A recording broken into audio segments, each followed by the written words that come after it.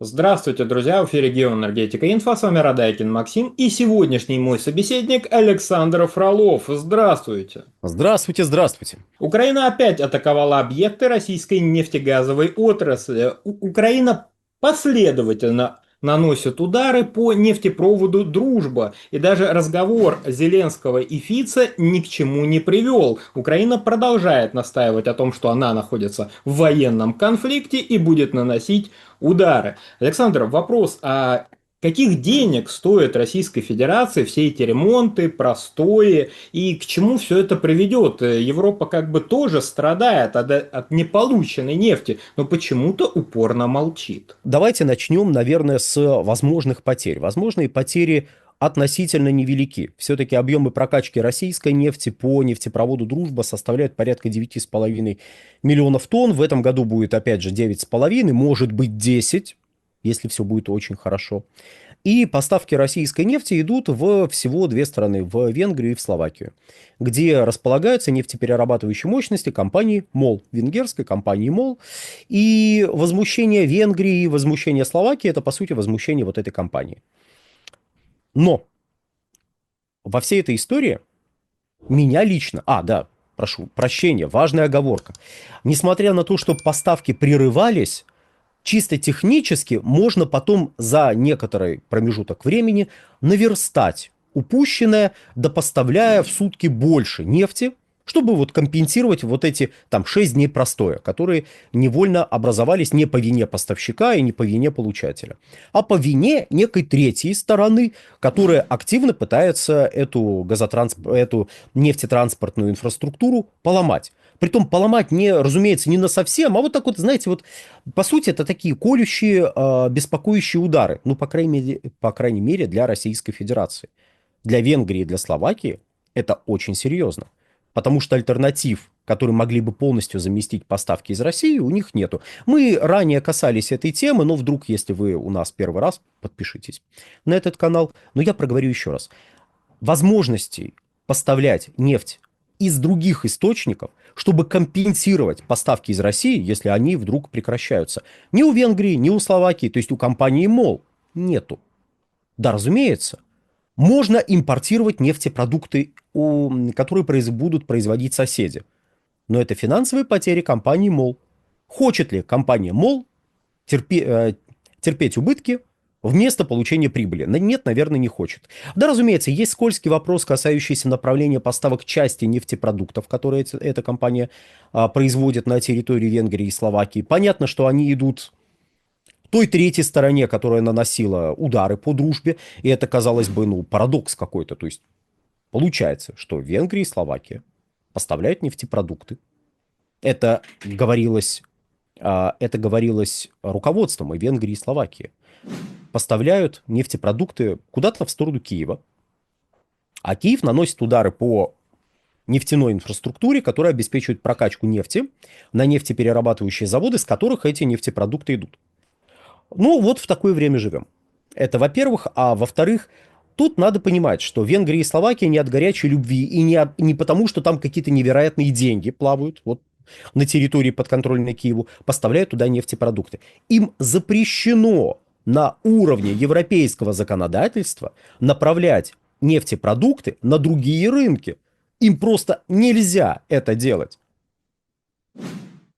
Вот так вот на секундочку. Венгрия и Словакия в этом плане тоже не являются в полной мере самостоятельными игроками.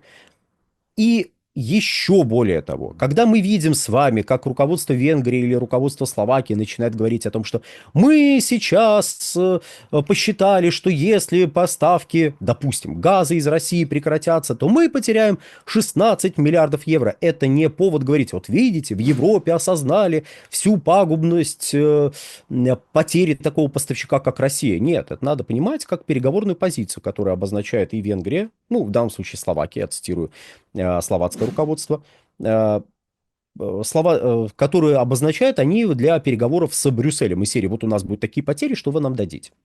По крайней мере, я бы предлагал бы так бы смотреть бы на подобного рода заявления. а не очень радоваться из-за них и говорить, вот видите, вот как они без нас, будет им тяжело. Нет, нет, нет, это вообще по другому поводу говорится. Что касается поставок нефти, логика такая же. Хотели бы Венгрия и Словакия сохранить поставки российской нефти? Да, разумеется, потому что это вопрос энергобезопасности. Вот проложена труба, вот по этой трубе идет нефть, не надо тратить дополнительные деньги на строительство новой нефтяной инфраструктуры, чтобы нефть поставлялась откуда-то еще. И это поставки стабильные от надежного поставщика. Ну, если никто не ломает этот самый нефтепровод. Вот, в этом плане нет, они не хотят отказываться. Будут на них давить, будут давить.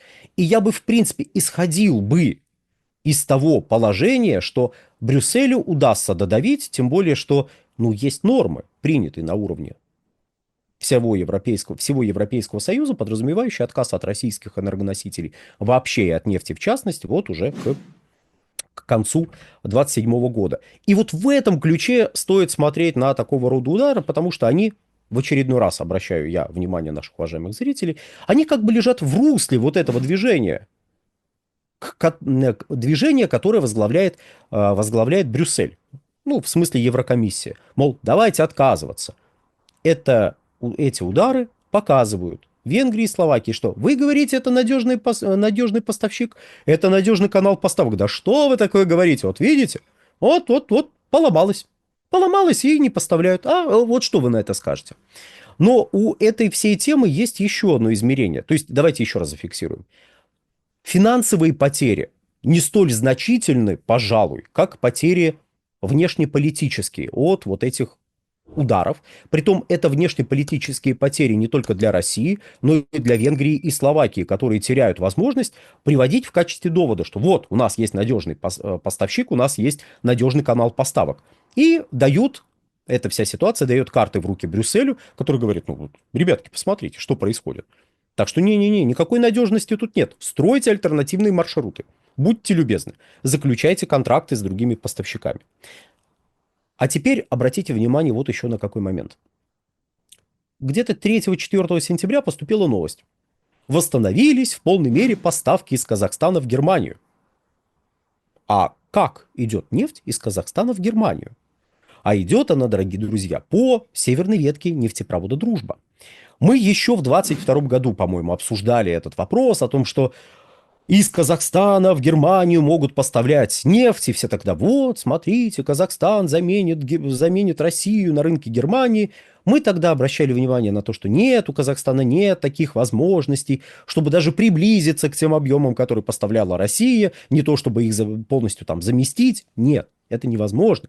Ну, просто нету свободных мощностей.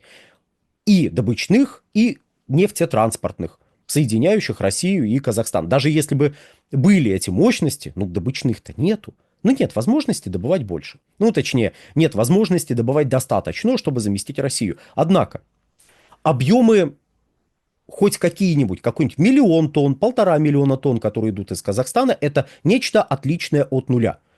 И в этом смысле поставки из Казахстана ценны для немецких потребителей. Собственно говоря, сообщалось о том, что поставки в Швед, точнее на нефтеперерабатывающий завод в городе Шведте, возобновились из Казахстана. Казахстан поставляет где-то 1,2-1,5 миллиона баррелей, 1,5 миллиона тонн в год. Для понимания масштабов, на один только завод в Шведте поставлялось 11,6 миллиона тонн нефти в год. Ну, то есть, если мы берем показатель в 1,2 миллиона, то это ну, почти 10% от того, что поставляла там какая-нибудь наша компания Роснефть на один только завод в Германии. А таких заводов было 3, куда шли поставки. И еще раз подчеркиваю, что несмотря на то, что это меньше гораздо, ну, объем, который идут из Казахстана, это все равно гораздо больше нуля. А в условиях, в которых оказалась Германия, если это чуть больше нуля, это уже очень хорошо. И вот смотрите, какая ситуация. Было известно, что удары наносились по нефтяной инфраструктуре, располагающейся в Брянской области.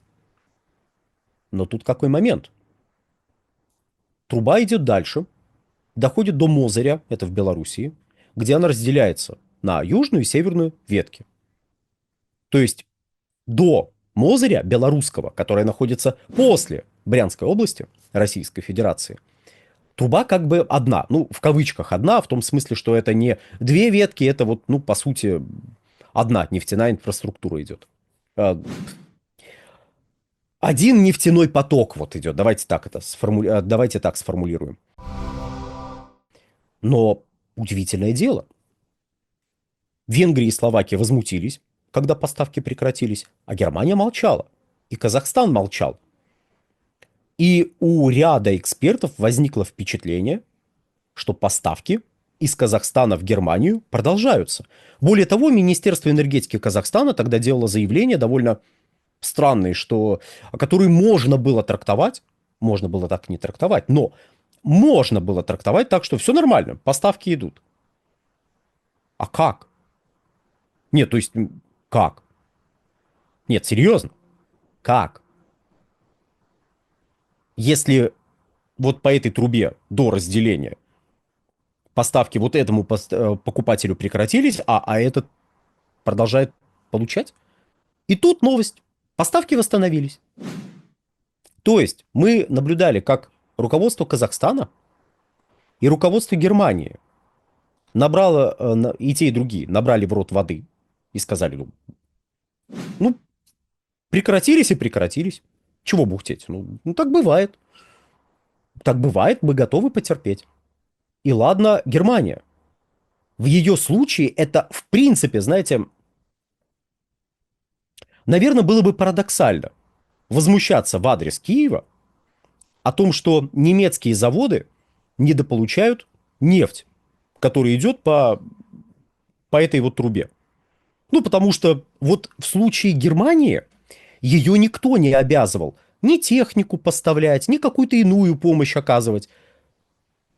Я подчеркну еще раз. Когда у нас ругают Венгрию и Словакию, что они вот что-то там делают в пользу, то погодите, их обязали это делать. А они, несмотря на всю вот эту бравурную риторику, это маленькие страны, которые, ну, прямо скажем, не имеют четко выраженного права голоса. При всем уважении к Венгрии, к Словакии, к населению этих стран. Но вот в рамках дружной семьи европейских народов, то бишь Европейского Союза, побухтеть вы можете, но дальше вы пойдете тем же самым строевым шагом, как и все остальные. А вот Германия, кто обязал ее на законодательном уровне, вот на европейском уровне, чего-то куда-то поставлять? Ой, никто не обязал, сами решили. И даже очень часто высказывают, да-да, мы вот такие молодцы, мы поставляем. Ну, на этом фоне, конечно, было бы странно потом говорить, ой, а то, что мы поставляли, использовали для того, чтобы поломать трубу, по которой мы получали нефть. Мы вообще такого не ожидали. Ну, как вы будете выглядеть в таком случае? И да, можно, конечно, было бы сказать, что, ну, Мерц может сослаться на то, что там, это предшественники виноваты. Но позвольте, а чем радикально Мерц отличается от Шольца? Там даже количество букв, прям скажем, не сильно разное. Завершая, замечу следующее. Позиция Казахстана выглядит странно. Предельно странно. Хотя бы на уровне МИДа можно было бы что-нибудь сказать. На уровне компании, поставщика нефти, можно было бы что-то сказать. Позиция Германии выглядит понятно. Потому что, ну а что она может себе позволить? Это крупнейшая экономика Европы. А вот. Кстати, заходите ко мне в канал, я периодически немецкую статистику экономическую, опираясь на их официальные данные, вывешиваю. Ой, там такое развитие идет. Прям вот, прям развитие изо всех сил.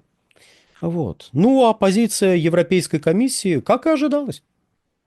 Вы не в ту сторону шагаете и неправильно. Шагайте как надо. Иначе видите, чего будет. Ну, а людям, которые наше небо защищают, еще раз честь и хвала, большое спасибо, вы делаете огромную работу, будем надеяться, что вы будете ее делать так же хорошо, как сейчас, и даже лучше. На этом, дорогие друзья, все. Всего хорошего. Александр, большое спасибо за комментарии. Друзья, подписывайтесь на телеграм-канал Геоэнергетика Инфо. Подписывайтесь на телеграм-канал Александра Фролова. Ссылки будут в описании и закрепленном комментарии. Там же будут реквизиты для желающих финансово поддержать наш проект, что мы и дальше также бодро вещали на всех площадках без монетизации. Исключительно благодаря вашей финансовой поддержке. Спасибо, до новых встреч. Всего хорошего.